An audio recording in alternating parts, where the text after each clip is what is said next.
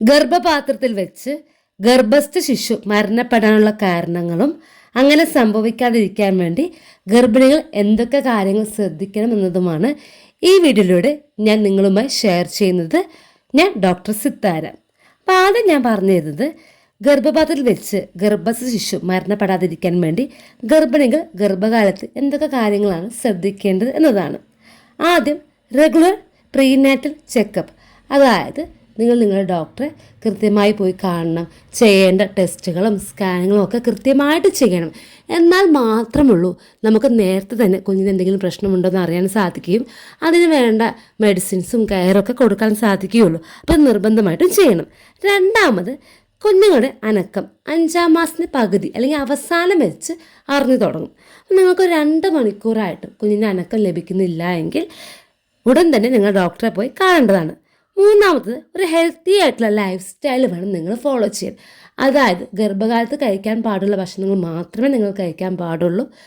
അതോടൊപ്പം നിങ്ങളുടെ കുഞ്ഞിന് വിറ്റാമിൻസും കാൽഷ്യവും അയണും ന്യൂട്രീഷനും ഒക്കെ ലഭിക്കുന്ന ഭക്ഷണങ്ങൾ കൂടുതലായിട്ട് കഴിക്കണം. പിന്നെ ചില ഗർഭിണികളോട് ഗർഭകാലത്ത് പൂർണ്ണമായി റെസ്റ്റ് എടുക്കാൻ പറയും. അത് അവരുടെ ഹെൽത്ത് കണ്ടീഷൻ വെച്ചാണ് അങ്ങനെ പറയുന്നത്.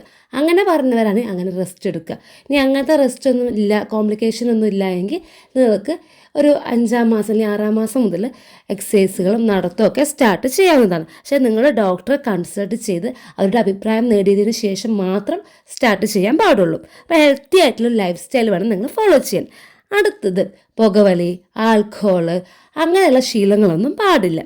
അടുത്തത്, നിങ്ങൾക്ക് എന്തെങ്കിലും ബുദ്ധിമുട്ട് തോന്നുകയാണെങ്കിൽ നിങ്ങളെ ഡോക്ടറെ നേരിട്ട് പോയി കൺസൾട്ട് ചെയ്യുക, അല്ലാതെ സ്വയം ചികിത്സ ചെയ്യാൻ നിൽക്കരുത്. അടുത്തത്, നിങ്ങൾക്കതിന് മുമ്പ് ഒരു അബോർഷൻ ഹിസ്റ്ററി ഉണ്ടെങ്കിൽ തീർച്ചയായിട്ടും നിങ്ങളുടെ ഗർഭകാലത്തിൻ്റെ ആദ്യത്തെ ഫസ്റ്റ് ട്രൈമസ്റ്റർ ഉണ്ടല്ലോ, ആ സമയത്ത് തന്നെ ടെസ്റ്റുകൾ ചെയ്ത് ഈ ഗർഭത്തിലും അങ്ങനെ സംഭവിക്കാൻ സാധ്യതയുണ്ടോ ഇല്ലയോ എന്ന് ഉറപ്പുവരുത്തേണ്ടതാണ്. ഇനി എന്തുകൊണ്ടാണ് ഗർഭപാത്രത്തിൽ വെച്ച് കുഞ്ഞുങ്ങൾ മരണപ്പെടുന്നത്, അതിൻ്റെ കാരണങ്ങൾ പറഞ്ഞുതരാം. ഒന്നാമത്, ഹൈപ്പർ ടെൻഷൻ. അതായത് ഗർഭിണിയായിട്ടുള്ള സ്ത്രീക്ക് BP കൂടുതലാണെങ്കിൽ നിങ്ങളുടെ പ്ലാസൻ്റ, അതായത് മറുപിള്ളയ്ക്കുള്ള ബ്ലഡ് ഫ്ലോ കുറയുകയും ഇത് കുഞ്ഞിൻ്റെ മരണത്തിന് കാരണമാവുകയും ചെയ്യും. ഇനി നിങ്ങൾക്ക് പ്രമേഹമുണ്ട് എങ്കിൽ നിങ്ങളുടെ ബ്ലഡിലെ ഷുഗറിൻ്റെ അളവ് കൂടുതലാണെങ്കിൽ നിങ്ങൾക്ക് ഇതേ കാര്യം, അതായത് പ്ലാസൻ്റയ്ക്കുള്ള ബ്ലഡ് ഫ്ലോ കുറയുകയും കുഞ്ഞിൻ്റെ മരണത്തിന് കാരണമാവുകയും ചെയ്യാറുണ്ട്. അപ്പോൾ അതേ സെയിം സംഭവം ഹൈപ്പർ ടെൻഷനിലും പ്രമേഹത്തിലും സംഭവിക്കാറുണ്ട്. അടുത്തത്, പ്ലാസൻ്റ ഗർഭാശയത്തിൽ നിന്ന് വേർപെട്ട് പോരുക അല്ലെങ്കിൽ പ്ലാസൻ്റ ഗർഭാശയത്തെ പൂർണ്ണമായി മൂടുക.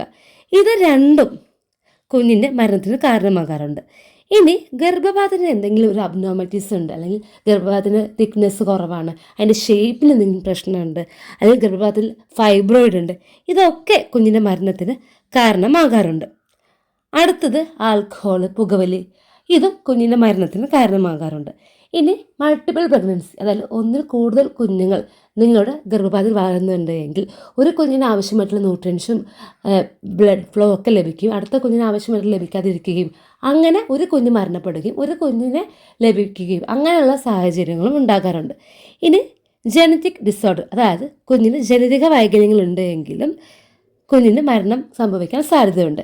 പിന്നെ 40% കേസുകളും ഒരു കാരണവും ഇല്ലാതെയും ഗർഭപാത്രത്തിൽ വെച്ച് ഗർഭസ്ഥ ശിശു മരണപ്പെടാറുമുണ്ട്.